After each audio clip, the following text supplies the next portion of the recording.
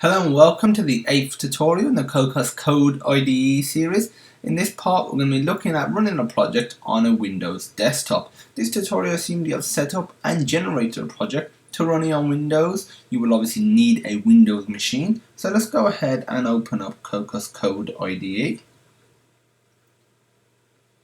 To run it on Windows it is really simple. You just got to basically change the configuration so we can run on Windows. So we already have a project generated right here.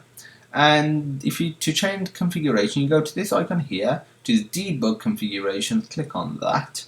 Then you want to change it to Windows 7, Windows 8, click apply.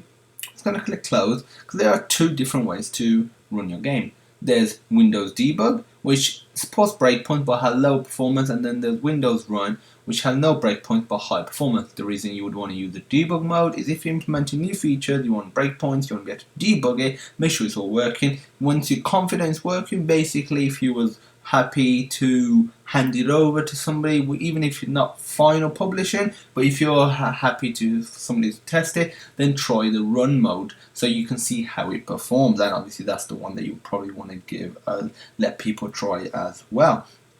So let's go ahead and just set a breakpoint so you can see the differences between the two visually. So anyway, setting breakpoint anywhere will be fine on there.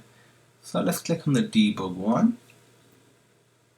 Loads our application, but this pops up, confirm perspective switch. Basically this is saying, do you want to switch to the debug perspective? Yes, I do, because obviously a breakpoint has been detected, and because this breakpoint is being detected allows me to see where it's being detected. It allows me to check all the variables around it, see what they initialized to, see if everything's going the way I want it to. So let's just turn this off, and now what we're going to do is close this a second, and now what we should do is just run it in regular mode. So we'll just Mac run. There was no debug point. No breakpoint was triggered because it was in Mac run mode and not Mac debug mode, even though there was a breakpoint right there.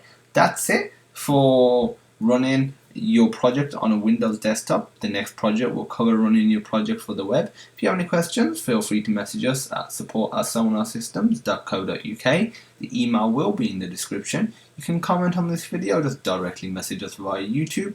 And as usual, thank you for watching, and I hope you have a wonderful day.